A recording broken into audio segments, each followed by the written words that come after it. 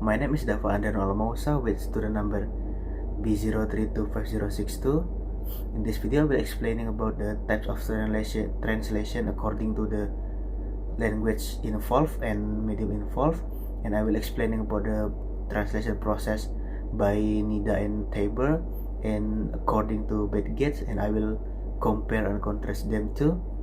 And the last one, I will explaining about the type of the meanings by as explained Baker in the book.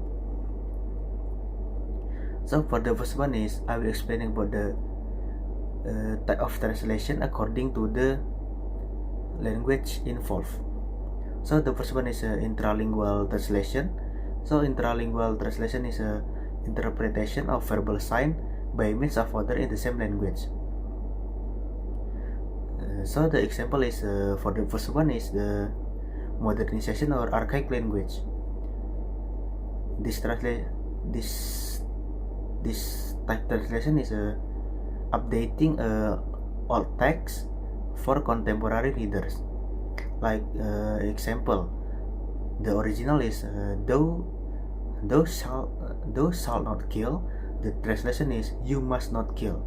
And the last one is a simplification. Simplification is a reducing complexity. Like we can reducing the utilized to use to make it more simple. So and in the sentence is the original is the protagonist experience extreme trepidation. So in the translating is the character was very scared. So we're reducing it to make it more simple. And we move to the next is the interlingual translation. So interlingual translation is the interpretation of verbal signs of means by means of some other language. For example, we translate English language to the bahasa, like he is reading a book in library. We translate to the pria itu sedang membaca buku di perpustakaan. And the next is the word garden. We translating it to the target text. It will be taman or kebun. And the last one is idiom.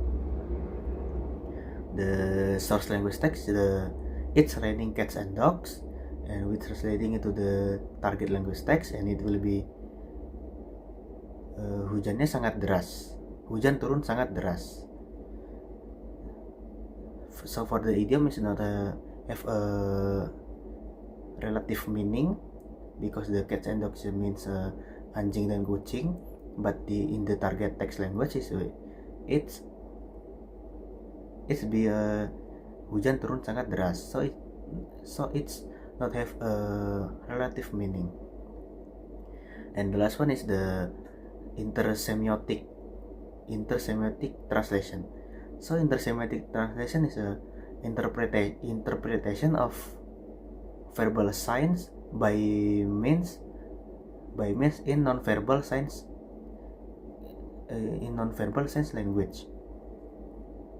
Sign and signs. So for the example is commonly used in the film that have adaptation from novels like lots of the Rings or Harry Potter, or maybe the digital novels.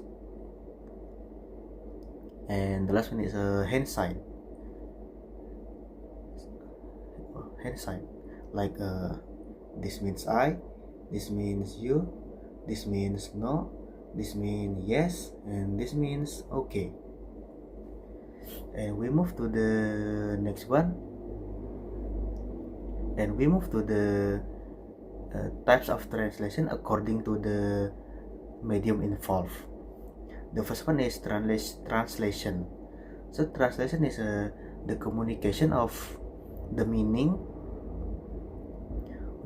by the source language text by meaning of an equivalent equivalent of target language text. So for the example, the first one is a literal translation. So in the literal translation is focusing on the structure on the source text, like in the sentence. For example, sooner and later the weather will change. We translate it to the target language text and it will be lebih cepat atau lambat cuaca akan segera berubah. So we move to the number two. Number two is the colloquial translation, or known as a loan translation. In this section we will have an example like general assistant. We translating the target text into the assistant general, not general assistant. And next is idiom. The source text is how do you do. We translating it to target text and it will be apa kabar, not bagaimana kabarmu. So next one is a transposition. Transposition is a change the class of word but not changing the meaning. Like in the example, the source text is she is a good singer. The singer is act as a noun, and with translating into target text, it will be wanita itu bernyanyi dengan baik. So the word singer as a noun is changing to the bernyanyi as a verb. Next is and the last one is activities or journal. Academic or journal. So it's for studying or journal. Like the sentence in the example in the sentence in the short text is the result in this study indicates that blah blah blah.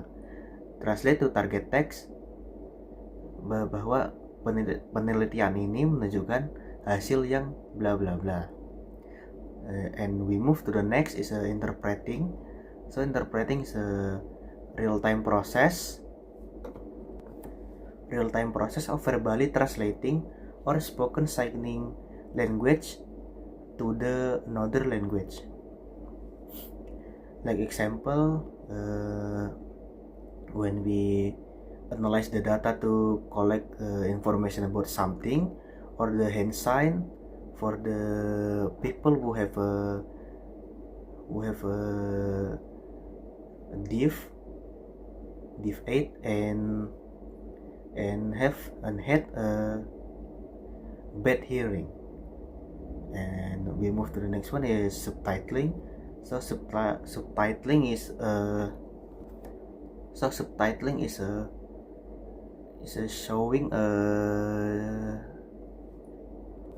the process of showing or displaying the written text or transcription, spoken dialogue to synchronize with audio to bridge language or accessibility gaps. For the example, in the foreign language we can use subtitling to make accessibility to local audience. And next is accessibility. It for the people who have deaf and hard hearing. And the next is low volume or no audio. When we are in the public space, we can use subtitle. When we watching YouTube, like we collecting information from YouTube, we can use the subtitling if we in the public space. And next one is the language learning. So we can use the subtitling for learning other language or foreign language. Like we study the Japanese language from YouTube, we can use a closed caption from the YouTube with the Japanese translating into the English or Japanese translating by subtitling into the bahasa, we can use that. And the last one is to improve comprehensive. We can use subtitling to studies the structure of the sentence and speech, and or maybe the intonation. Yeah, just that. And the last one is dubbing. So dubbing is changing the original audio of film, movies, or media with a new synchronized soundtrack with a different language. An example like film adaptation or foreign language adaptation, we can use dubbing from foreign language like the Spanish. We can dubbing it to the bahasa or English. Next is animation or anime. We can dubbing the anime from Japanese to English or Indonesian or bahasa. And the last one is fixed audio issues. So that explanation from me about the types of translation according to the language involved and media involved. So we can move to the next topic or theme. So the next is a translation process that according to Naida and Tabor. The translation process according to Naida and Tabor is start from source. We describe it as an A, and after that the source is been analyzing by X, and then X is transferring to the Y, and Y is restructuring, and after that send it to the B or the receptor or the target. While the translation process that according to Bedget, the steps is the first step is tuning. After that the second one is analysis, and then the third one is the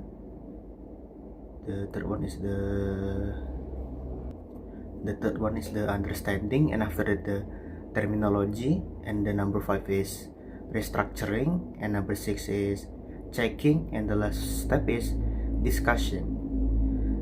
In conclusion, they have different steps. The Naida and Tabor have 3 steps, while the Bedget have 7 steps. So we can compare them with the steps. In the Naida and Tabor, the step is just analysis, transfer, and restructuring, while the Bedget is have tuning, analysis, understanding, terminology.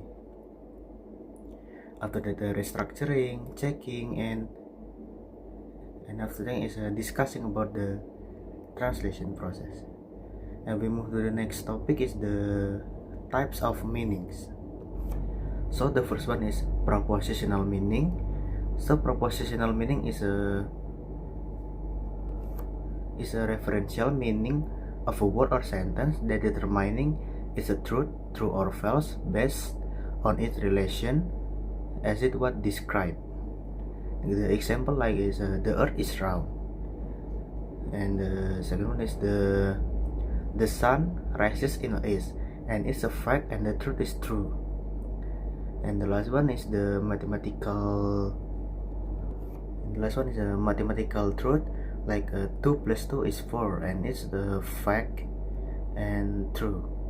And we move to the second types of meanings. It must be the expressive meaning. So expressive meaning is a meaning of word that following the speaker's feeling, expression, or attitude rather than the words or utterance refers it to. Like example is ouch if we feel pain or sick, and oops if we made a mistake, and wow is when we feel surprising and amazed. and yay when we feel happy. Where in bahasa, I give an example like senang dan bahagia is like the synonym of happy, and the last one is the indah versus cantik. So indah commonly used for scenery or like something, while the cantik is commonly used to describe someone like beautiful woman. And now we move to the third one, is the presupposed meaning. So presupposed meaning is the word that is the meaning of the word that arising from co-occurrent restriction, that the restriction of word or expression is as we expected to see before or after. Like the examples is happy and excited, long and tall, violent and damaged, etc. While in bahasa Indonesia, I'll give an example like laki-laki, pria versus jantan. So laki-laki is commonly used for the someone, while the jantan is used for male gender for animal. And we move to the next or the last one is evoked meaning. So evoked meaning is the meaning of the word that following the dialect or the register, or meaning of the word that arise from a dialect. Like the example is from the geographical, like in Indonesia, like Betawi tribe is called their father like Babe, and it has some meaning as the ayah in bahasa Indonesia or father on English language. And the second one is the temporal is used by someone in different age within the same community or groups. Like in Japanese, we use like a bahasa kromo halus to the someone who older than us. And the last one is the class, I mean the social. We use that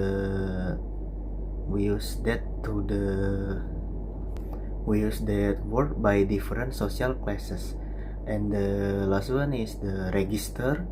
Register is a variation of language, variation or variety language that we use for a specific event, like a formal and informal, like an informal language.